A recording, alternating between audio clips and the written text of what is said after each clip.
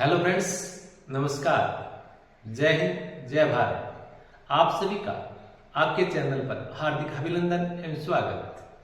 Friends, आज हम पढ़ेंगे लूनी नदी के बारे में। कल भी पढ़ा था अपन, लेकिन वीडियो काफी लंबा हो गया था, करीबन 30 मिनट का वीडियो हो गया था। इसकी वजह से वहीं पर छोड़ दिया था और ये निर्णय लिया गया था कि इसको आगे का एक अलग वीडियो बनाया जाएगा। तो आज अपन टॉपिक पे चलते हैं, उनका पार्ट सेकंड पढ़ेंगे, जो लूनी नदी है।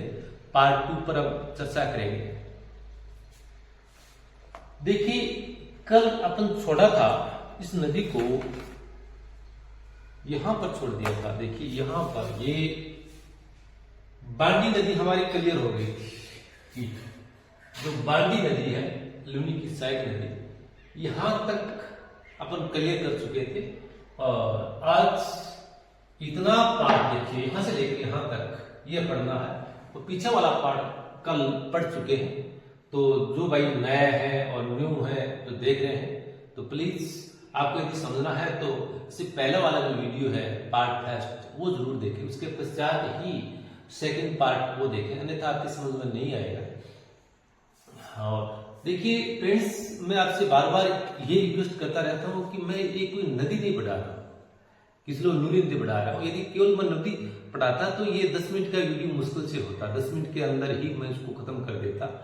मैं एक नदी बेसिन के अंदर, नदी का जो अक्वा सिस्टम होता है, कैचमेंट एरिया है, उस कैचमेंट एरिया के अंदर चाहे किसी भी प्रकार की गतिविधि हो, किसी भी प्रकार का कोई सेक्टर हो, चाहे वो आर्थिक गतिविधि हो, चाहे वो राजनीतिक हो, चाहे वो सांस्कृतिक हो, चाहे वो भौगोलिक हो, चाहे वो ऐतिहासिक तथ्य हो, उन सभी को हम पढ़ते हैं।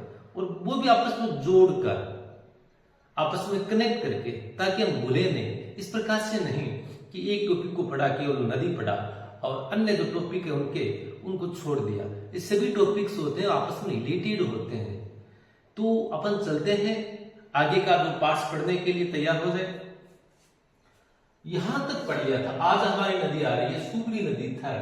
मैं आपको पहले अपन इस पर चर्चा कर चुके हैं कि आपको कंफ्यूज करता है लूनी नदी के ऊपर, वो उनकी जो सुगड़ी नदी है, सहायक नदी है, उस पर बहुत ज्यादा कंफ्यूज होते हैं। ऐसे कंफ्यूज होते हैं जो नए स्टूडेंट्स हैं, वो सोचते हैं यार इतनी कितनी सुगड़ी नदियां हो गई, मालूम नहीं कितनी सुगड़ी नदी। स्टार्टिंग के अंदर देखो आप कि इसके अंदर सबसे पहले कोई नदी आके मिलती है बाएं ओर, वो सुगड़ी नदी प्रथम है, कुड़की गांव से मिलती है। उसके पश्चात सुगड़ी नदी द्वितीय है। हालांकि ये डायरेक्ट इस नदी के अंदर, लूनी नदी के अंदर नहीं मिलती है, ये बांडी की सहायक नदी है, ये बांडी की, और सॉरी ये गुइया की सहायक नदी है। देखिए जो सुगड़ी नदी जो सेकंड है वो डायरेक्ट लूनी की नहीं है, लूनी की सहायक नदी है बांडी, और बांडी की सहायक नदी है गुइया, और गुइया की सहायक नदी है सुगड़ी नदी सेकंड है। लेकिन इतना अपन डीपली इसलिए पढ़ रहे हैं क्योंकि सुगड़ी नदी के ऊपर एक डैम बना हुआ है। उस डैम का नाम है सरदार समंग झील। ये परीक्षा के अंदर कई बार पूछा जाता है, पूछा गया भी है कि सरदार समंग झील किस नदी के ऊपर बनाया गया है। तो सुगड़ी नदी सेकंड के ऊपर किसने बनाया? महाराजा उमेद सिंह ने बनाया। कब बनाया? 1933 के अंदर बनाया। यहां पर देखिए, आपके यहां पर आपको कंफ्यूज करेगा कई बार। मैं करीबन 10-12 क्वेश्चन ये रिपीट हो चुका है किसी के अंदर। बांगली सिंचाई परियोजना किससे रिलेटेड है? ध्यान दीजिए आप, बांगली सिंचाई परियोजना अथवा बांगली बांध किस नदी पर बनाया गया है, और ये सिंचाई परियोजना कहां पर है? इस सिंचाई परियोजना से लाभान्वित जो जिले हैं वो कौन कौन से हैं? फ्रेंड्स, मैं एक बार नहीं, 2 बार नहीं, 3 बार नहीं, करीबन मैं कहता हूं 10 से अधिक बार ये क्वेश्चन आपके द्वारा पूछा जा चुका है। आप कंफ्यूज ये भी नहीं हुए कि देखिए सुगड़ी नदी पर यहाँ पर बांगली बांध बना हुआ है। यही बात करते तो सुगड़ी नदी के ऊपर ये सरदार समंग झील भी बनी हुई है। ये महाराजा उमेद सिंह ने बनाई थी 1933 के अंदर।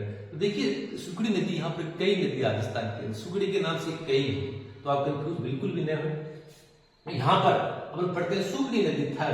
देखिए इसका उद्गम कहाँ से होता है? इसका उद्गम देशुरु की जो पहाड़ियां हैं, कहाँ पर? पाली के अंदर। पाली के अंदर जो अपन कभी पाली के जो निवासी हैं, तो आप देखो कि पाली के सोजत जो तहसील है, उसके पश्चात मारवाड़ और जंक्शन है, उसके पश्चात इस साइड के दक्षिण की ओर जो बाली तहसील है, वहीं पर देखो पहाड़ियां हैं, देसूरी की पहाड़ियां, देसूरी की पहाड़ियां, देसूरी की नाल भी आपने नाम सुना होगा।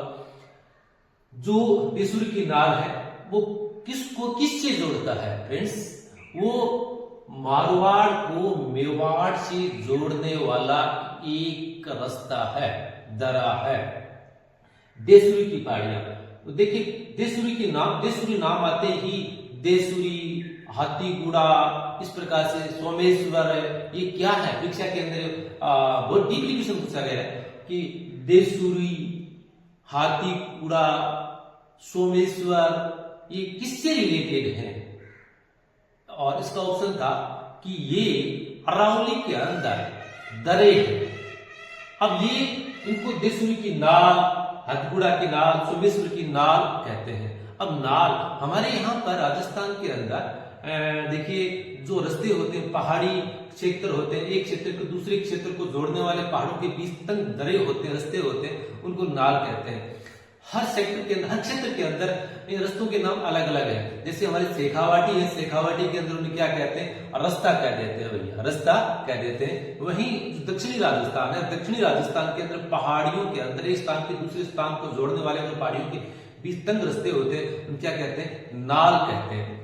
वहीं जे.एंड.के के अंदर, जे.एंड.के जो पाकिस्तान है, वहां पर जो हिमालय पर्वतमाला है, वहां पर जो इस प्रकार जो रास्ते हैं, एक क्षेत्र को दूसरे क्षेत्र को जोड़ने वाले जो रास्ते हैं, घाटियों से होकर गुजरते हैं, उन्हें दरा कहते हैं। आया समझ में? देखिए दर क्या कहते हैं? हिमालय के अंदर इस प्रकार के रास्ते उन्हें क्या कहते हैं? दरा कहते हैं। वहीं हमारे राजस्थान के अंदर जो अरावली के अंदर जो रास्ते उन्हें क्या कहते हैं? नाल कहते हैं। उन्हीं देसूरी की पहाड़ियों से ये सुकड़ी नदी का उद्गम होता है। और उद्गम देखिए, मैं आपको एक बात और पुनः बता देता हूँ। ये देखिए आप, ये क्षेत्र है, आपको देखो, आप यहाँ पर देखो, आप देखिए इस ओर क्या है? हमारा पाली है, इस ओर क्या है? राजसमंद है। देखिए ये पाली है, राजसमंद है, और इस ओर क्या है? उदयपुर है। तो ये राजसमंद जिला और ये पाली जिला इस प्रकार से कर्म देखिए साइड से, इस प्रकार तिरछा इस साइड से, वहां पर पहाड़ी क्षेत्र, पूरा पहाड़ी है। आप कभी कुंभलगढ़ के दुर्ग के ऊपर जाओ और उसके ऊपर ही ऊपर जाकर आप देखो, आपको पाली जिला दिखाई देता है। इस ओर एक मैदान दिखाई देता है, वो पाली जिले का, और इस ओर क्या हमारा राजसमंद है। वहीं पर ये देसूरी की पहाड़ियां हैं, और देसूरी की पहाड़ियों के पास क्या पड़ता है? कुंभलगढ़ का दुर्ग पड़ता है, कुंभलगढ़ का दुर्ग पड़ता है। यहाँ देसूरी की पहाड़ियों से निकलने के पश्चात ये सुखी नदी और बहती हुई पाली के अंदर बहती हुई कहा जाती है। और जालोर के अंदर एक गांव है बांगली गांव। कौन सा गांव है? बांगली गांव है। बांगली गांव के अंदर, इसके अंदर एक इसकी सहायक नदी आकर मिलती है, उसका नाम है कुलथाना नदी। कौन सी नदी? कुलथाना नदी है। और कुलथाना नदी इसके अंदर कहाँ आकर मिलती है? बांगली, जहां पर सुकड़ी नदी और कुलथाना नदी आकर मिलती है, वहीं पर नदी के पानी को रोककर एक डैम बनाया गया है बांगली गांव के अंदर, और इसके गांव के नाम पर ही, और इस डैम का नाम क्या पड़ेगा? बांगली डैम। कहां पर है? जालोर के अंदर है। किस पर बनाया गया है? सुकड़ी और कुलथाना नदियों के संगम पर बनाया गया है। इसी जो बांगली डैम है, इससे एक सिंचाई योजना भी है, विकसित की गई है। और सिंचाई इस जो बांगली बांध का जो पानी है, इसे लाभान्वित जिले कौन कौन से? जालोर और पाली। आया समझ में? कि एक बार किसी ने पूछा गया था कि जो बांगली सिंचाई योजना है, उससे लाभान्वित जिले कौन कौन से? आंसर हमारा क्या आएगा? जालोर के अंदर तो है ही, तो जालोर तो वैसे ऑटोमेटिक आ जाएगा। और यहाँ से कहां से पाली की नजदीक कौन सा? पाली, जालोर और पाली। उसके पश्चात ये कहां जाकर मिल जाती है? लूनी नदी के अंदर मिल जाती है। तो बुर्द गांव है, बुर्द गांव के अंदर जाकर ये लूनी में मिल जाती है। उसके पश्चात देखो आप, यहां से होती हुई और यहाँ आता है समदड़ी गांव। कौन सा गांव? सॉरी, समदड़ी गांव नहीं है, समदड़ी एक तहसील हेडक्वार्टर है, तहसील है। किसकी तहसील है? बालोतरा की। जो बालोतरा जो नया जिला बना है, नया जिला हमारा बालोतरा है। बालोतरा की नई तहसील कौन सी है? समदड़ी तहसील है। तो यहाँ समदड़ी किसके किनारे पर स्थित है? लूनी नदी के किनारे पर। अब कई बार क्वेश्चन ये पूछ लिया जाता है, बताइए कौन सा शहर लूनी नदी के किनारे पर स्थित नहीं है या स्थित है?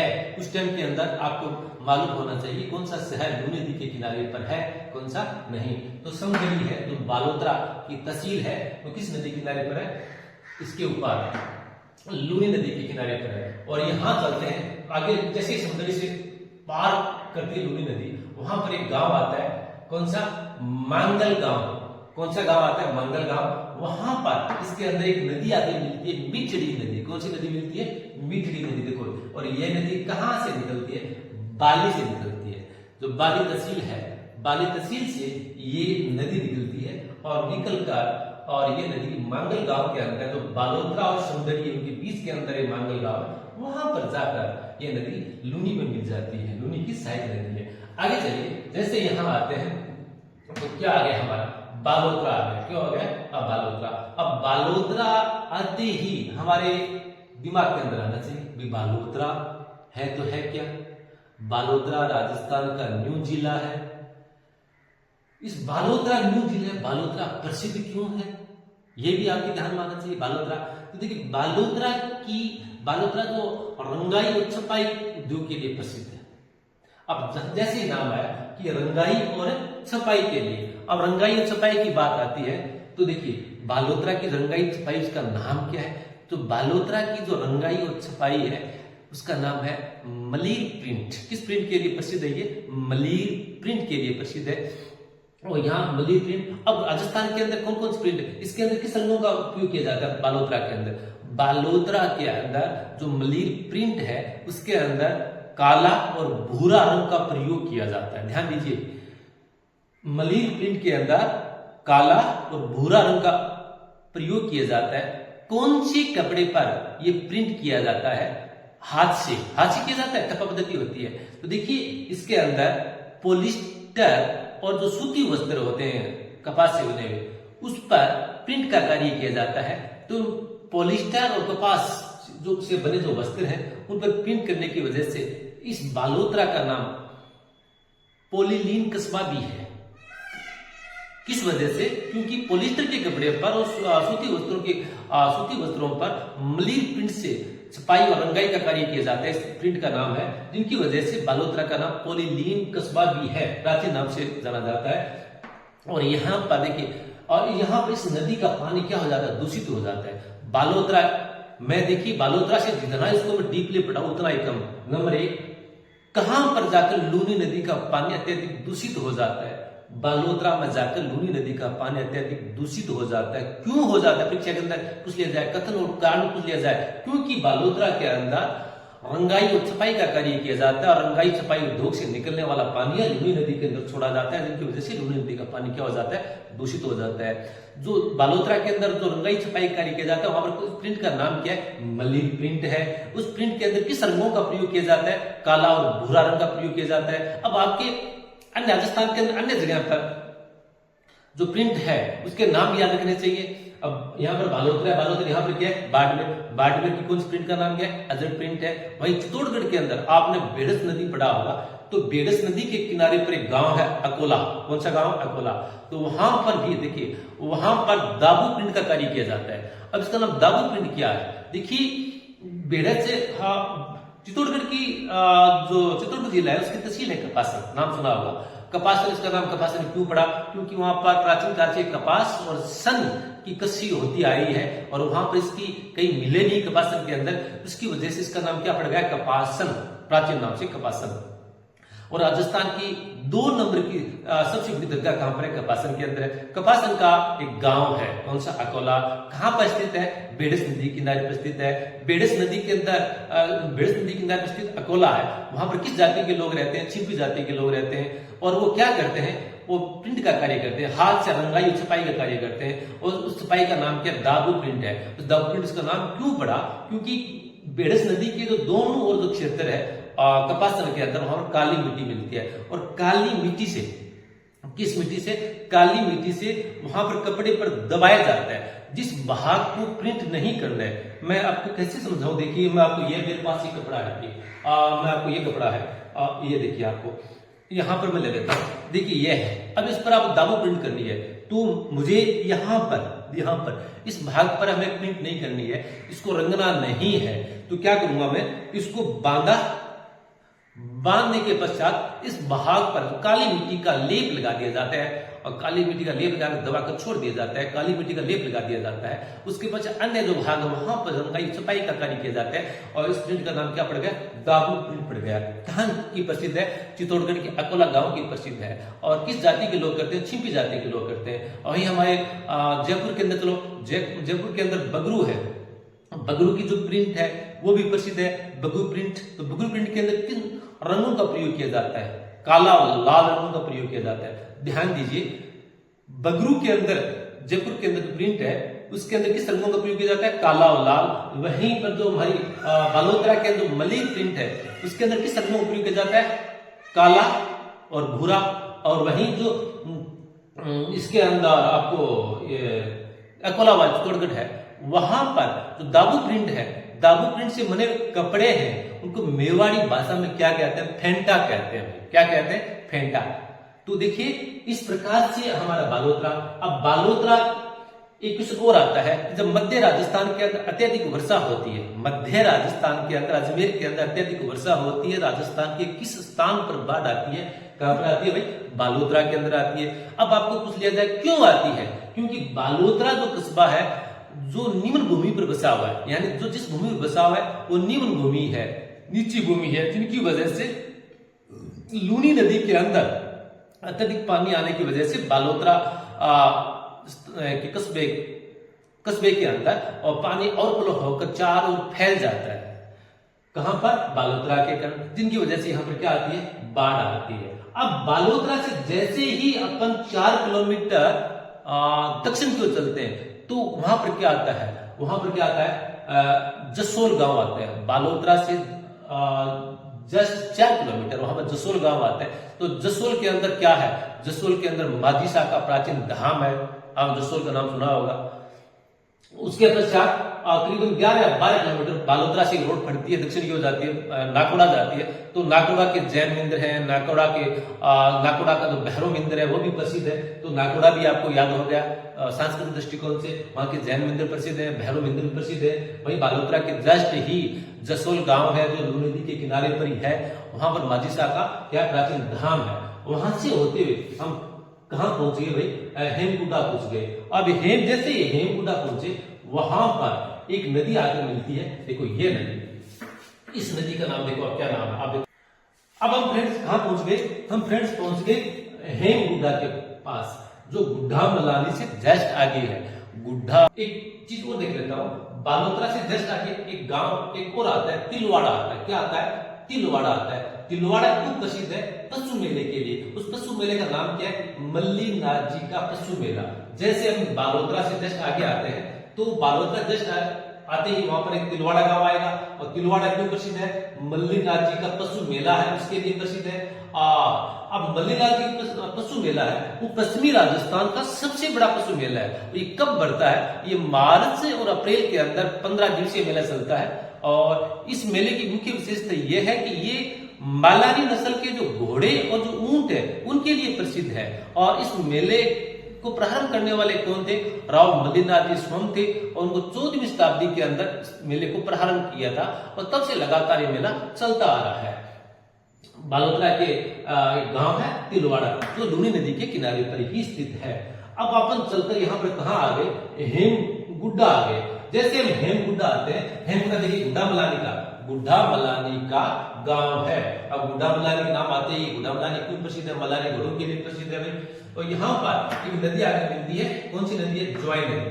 अब ज्वाई नदी बहुत ही महत्वपूर्ण नदी है। अब ज्वाई नदी का उद्गम कहां से? चलिए आप ज्वाई नदी का उद्गम देखो, यहाँ चलते चलते कहा आ गया? पाली डिस्ट्रिक्ट की तहसील कौन सी है? बाली। वहां पर गांव कौन सा है? गोरैया गांव। गोरैया गांव की पहाड़ियों से इनका उद्गम होता है, और यहां से उद्गम होने के पश्चात देखिए कुछ दूरी के पश्चात यहाँ पर इस नदी पर एक बांध बनाया गया है, इसका नाम है ज्वाई बांध। ये किसने बनाया? महाराजा उमेद सिंह ने बनाया था। मारवाड़ का अमृत सरोवर भी कहते हैं उनको, इस बांध को।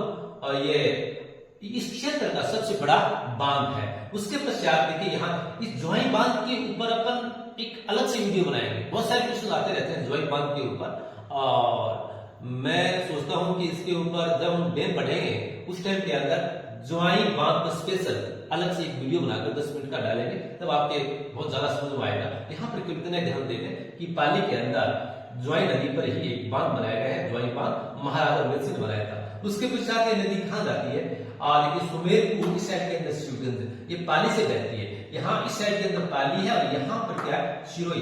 पाली और शिरोई की सीमा बनाती है, पाली और शिरोई की सीमा बनाने वाली नदी कौन सी है, ज्वाई नदी है।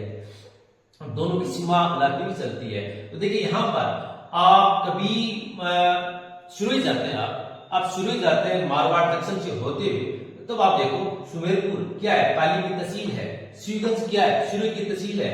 और दोनों को विभाजन करने वाले कौन है, मालूम नहीं चलता है कि कहाँ सुमेरपुर आया, कहाँ शिवगंज प्रारंभ हो रहा है, मालूम नहीं चलता, एकल चलता है। लेकिन जो उनके बीच के अंदर तो ज्वाई नदी बहती है, ज्वाई नदी की इस ओर क्या है, पाली जिला है और सुमेरपुर है, और इस साइड के अंदर क्या है, शिरोई जिला और शिवगंज तहसील है। उसके पश्चात जालोर के अंदर सायला गांव आता है, वहां पर इसके अंदर कौन सी नदी मिलती है, खारी नदी मिलती है। जालोर के अंदर सायला गांव के अंदर खारी नदी। अब खारी नदी का उद्गम कहां पर है, शेरगांव की पहाड़ियां शिरोई के अंदर, शिरोई डिस्ट्रिक्ट का गांव शेरगांव, वहां से खारी नदी का उद्गम होता है और जालोर के अंदर सायला के अंदर आगे इसमें मिल जाती है, ज्वाई के अंदर मिल जाती है। और ज्वाई नदी आगे चलकर हेमकुंडा के अंदर इसमें मिल जाती है, लूनी में मिल जाती है। अब देखिए लास्ट के अंदर कहां चली गई ये नदी, कहां आती, अब पहले बालोतरा, उसके पश्चात बाड़मेर, अब अपन कहां आ गए, जालोर के अंदर प्रवेश कर गए। जालोर जिले के अंदर इस नदी को क्या कहते हैं, अरेला कहते हैं। इस नदी क्या कहते हैं, अरेला। अब रेला क्या है, इस पूरे अपुआ क्षेत्र को अरेला के नाम से जाना जाता है। अब रेला अड़ने की आवश्यकता नहीं है, मैं आपको बताता हूं रेला क्या है। क्योंकि इस यहाँ पर नदी का पाट काफी चौड़ा हो गया। क्या हो गया, नदी का पाट चौड़ा हो गया है। और जहां नदी अपने जो नदी जहां जाकर मिलती है, किसी स्थान के अंदर, झील के अंदर मिले, समुद्र के अंदर मिले, जहां किसी अंतर प्रवाहित होते हैं, वहां पर नदी का जो पाट काफी चौड़ा हो जाता है। तो यहाँ पर पाट चौड़ा होने की वजह से नदी का पानी फैल गया, और फैल जाने की वजह से जालोर के अंदर वहां की जो मातृभाषा वहां उसके अंदर क्या कहते हैं कि जो पानी आता है तो उसको क्या कहते हैं, देखो रे देखो, लूनी के अंदर रेलो आ गयो, कि आगे पानी रो रेलो आ गयो है। तो वो एक नाम चल पड़ा है कि देखो नदी के अंदर पानी रो रेलो की तो ठाडो आयो है, और उसके नाम पर ये नाम पड़ गया रेला रेला रेला। उसके प्रभाव क्षेत्र किस नाम चल जाता है, रेला जाना जाता है। उसके पश्चात वहां पर बाड़मेर के अंदर गांव आता है गांधव गांव। गांधव गांव के अंदर इसके अंदर लास्ट के अंदर कोई नदी मिलती है, वो कौन सी नदी है, सागी नदी मिलती है इसके अंदर। और सागी नदी के देखिए कहां से निकलती है, जो जालोर का जो सांचौर तहसील है वहां पर जसवंतपुरा की जो पहाड़ियां हैं, जसवंतपुरा की पहाड़ियां। अब जैसे नाम आए जसवंतपुरा, आपके दिमाग में आना चाहिए कि जसवंतपुरा क्यों प्रसिद्ध है, जसवंतपुरा की पहाड़ियां क्यों प्रसिद्ध है, क्योंकि उन पहाड़ियों के अंदर सुंदा माता का मंदिर है। और सुंदा माता मंदिर क्यों प्रसिद्ध है, क्योंकि राजस्थान का पहला रोपवे कहां स्थापित किया गया था, वही जसवंतपुरा के अंदर सुंदा माता है, वहां पर ये लगाया गया था। पहला रोपवे राजस्थान का इन्हीं पहाड़ियों पर लगाया गया था। दूसरा कहां पर है, उदयपुर के अंदर है। तीसरा कहां पर है, जयपुर के अंदर है, सामोद के अंदर। तो देखिए ये उसके पश्चात इन्हीं जसवंतपुरा की पहाड़ियों से एक अभ्यारण्य भी है, यहाँ पर सुंदा माता वन्य जीव अभ्यारण्य है, और वो भी कहां पर है, यही तो है, अभ्यारण्य भी है, वाइल्ड लाइफ सेंचुरी भी है। अब पढ़ रहे हैं लूनी नदी, उनके आसपास जो भी क्वेश्चन आए उनको समझ लेना चाहिए कि देखो ये स्थान इससे रिलेटेड है। उसके पश्चात यहाँ से सागी नदी कहां, गांधर गांव के अंदर बाड़मेर पर पड़ता है, लूनी मिल जाती है। उसके पश्चात ये सांचौर में बहती हुई और कहां चली जाती है, गुजरात के अंदर। गुजरात के अंदर कच्छ का रण है, उसके अंदर जाकर विलीन हो जाती है। ये हमारी लूनी नदी कंप्लीट हो गई। अब देखिए लूनी नदी के तट पर कौन कौन से शहर है, ये नदी तट पर स्थित कौन कौन से शहर है। देखिए बिलाड़ा जो जोधपुर के अंदर आता है, वो कहां पे, लूनी नदी किनारे पर। जो लूनी तहसील है वो भी इस नदी के किनारे पर स्थित है। समदड़ी है जो बालोतरा की तहसील है वो है, फिर बालोतरा सोम है, जसोल है, तिलवाड़ा है। और धार्मिक स्थल देखिए आई माता के मंदिर कहां पर है, बिलाड़ा के अंदर, ये बिलाड़ा नाम है। संत पीपा का मंदिर कहां पर है, समदड़ी के अंदर, ये रहा समदड़ी। समदड़ी के अंदर क्या है, संत पीपा का मंदिर। आप उसके पश्चात जब आप पढ़ेंगे राजस्थान की कल्चर पढ़ेंगे उस टाइम के अंदर बताएंगे इनके बारे में गहराई से। भटियानी माता का मंदिर कहां पर है? जसोल। मैंने कहा था जसोल, देखिए यहाँ पर ये बालोतरा, बालोतरा के पास नाकोड़ा, नाकोड़ा के पास, नाकोड़ा से पहले क्या आता है? जसोल आता है। बालोतरा से 4 किलोमीटर शहर के अंदर दक्षिण की ओर जसोल है, और वहीं से होता हुआ कहां जाता है? नाकोड़ा जाता है, रोड जा रही है। तो जसोल के अंदर भटियानी माता के मंदिर और माजिसा के मंदिर भी कहते हैं। और मल्लीनाथ पशु मेला कहां पर है? तिलवाड़ा। देखिए यहाँ पर ये तिलवाड़ा, ये भी इसके किनारे में स्थित है। गुड्डा मलानी, मालानी नस्ल के घोड़ों के लिए प्रसिद्ध है। इस प्रकार से हमारी लूनी नदी कंप्लीट हो गई। और आगे चलकर अपन देखिए, आप यदि आप चाहते हैं कि इस नदी से रिलेटेड और लूनी नदी के जो बेसिन क्षेत्र है, कैचमेंट एरिया है, उससे रिलेटेड चाहे आर्थिक दृष्टिकोण से हो, चाहे राजनीतिक दृष्टिकोण से हो, चाहे सांस्कृतिक दृष्टिकोण से हो, चाहे भौगोलिक दृष्टिकोण से हो, चाहे ऐतिहासिक दृष्टिकोण से रिलेटेड कौन कौन से क्वेश्चन यदि आप पढ़ना चाहते हैं तो प्लीज आप कमेंट बॉक्स में जरूर लिख दें। कमेंट बॉक्स में क्या लिख दें? जरूर लिख दें। मैं उनसे रिलेटेड एक नया वीडियो बनाकर मैं डाल दूंगा। यदि आप नहीं पढ़ना चाहते हैं तो मैं क्यों डालूं? आपके लिए मेहनत करता हूं तो आपके लिए करता हूं, और आप पढ़ने के इच्छुक हो तो मैं डाल दूंगा। भाई वो आप पर डिपेंड करता है, आप कहेंगे तो मैं डाल दूंगा। यहीं पर हमारा ये टॉपिक समाप्त हो जाता है। जय हिंद, जय भारत, धन्यवाद। फिर मिलेंगे अगले वीडियो के अंदर। Thank you.